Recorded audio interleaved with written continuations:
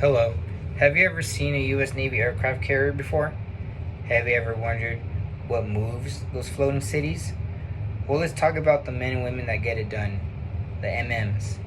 I'm providing this information for anyone interested in pursuing this job as a Navy career or is just curious about it, but also to shed some light onto the men and women who have served or are serving in the United States Navy. This topic is important to me because I was once a machinist mate. I served 5 years on board the USS Ronald Reagan. I learned a lot about my job. I learned a lot about the MMs in total, and I've grown to appreciate it, and I wish to share that with the rest of you. That being said, I will be talking about 3 points. One being the lifestyle of a machinist mate, how you get there and what your day-to-day will be like. Two being the opportunities that may be presented to you once you leave the Navy as an MM. And three being some history of the MMs and talking about some sailors who went above and beyond as a machinist mate. That being said, let's get this straight. Being a machinist mate is not easy. You might get lucky and be sent somewhere simple and chill, but most of the time you will be sent to a ship and you will be the first ones on and the last ones off. It is hot, it's loud, and it takes a lot of patience to be a machinist mate. You will get dirty. It has a lot of oil involved, a lot of slime, a lot of grime. But when you finish the job and you see what your job affects, how it affects the ship, you'll find a sense of pride and accomplishment in your work. But before you're given the name machinist mate, you have to go to basic training. Basic training or boot camp is 10 weeks long. They basically break you down and build you back up as a sailor. Once you finish boot camp, you go to A school. A school is 11 days long, and they teach you the basics of your job. They teach you fundamentals of it, mechanical knowledge. These are both located in Great Lakes Station, which is in the Chicago area. Once you finish these phases of the Navy, you're most likely put on a ship. And from there, you are put into a department. That department is in charge of a certain function or object of the ship, really. Like for instance, I was put in propulsion, which is in charge of moving the ship. We had to take charge of engines, boilers, for hot water, pumps to transfer water and oil and all that stuff. For some, it's different, but most of the time, watch and maintenance, it's kind of the same. Business Insider calls us the Swiss Army knife of the Navy, meaning we do it all. We don't just do boilers and engines and pumps. We also do elevators, we do AC units, we do ice cream machines, we do a lot of different stuff. Moving forward, let's talk about what's waiting for you outside of your military career. The skills you will learn after your time in the Navy will be transferred into the civilian world very easily. Some salary. The salary.com says that a basic salary for a machinist mate coming out, if you do something mechanical like mechanical technician or boiler operator, is $60,300, which is not that bad.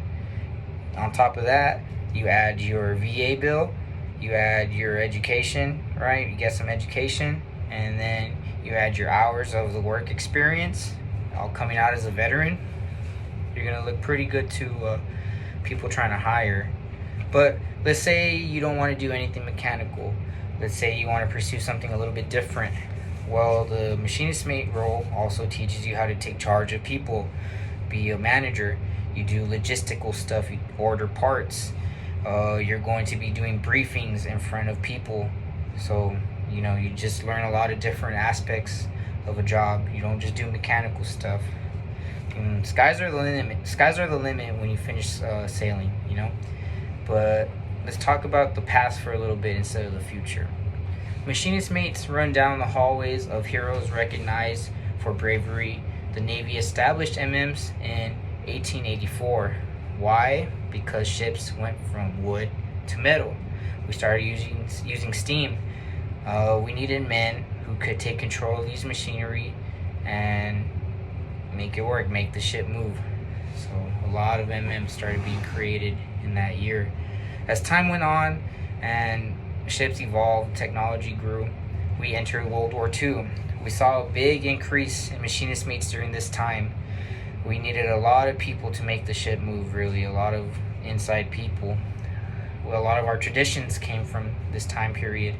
We saw a lot of sailors go to the Pacific and the Atlantic theaters during this war. But once the war ended, time passed on some more, and we go into the Korean War. Into the Korean War, we start seeing the make of nuclear-powered ships.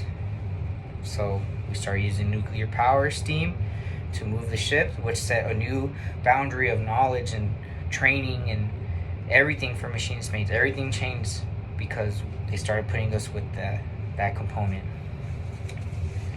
We have a lot of heroes under the machinist mate name, such as MM1 Robert Scott. He was given the Medal of Honor when he passed away on December 7th, the attack of Pearl Harbor. He was stationed at an air compressor station. His station was hit by a torpedo. The importance of his station was to send air to the anti-aircraft guns, which helped shoot down the planes attacking them. When his station was hit by a torpedo, everybody started leaving.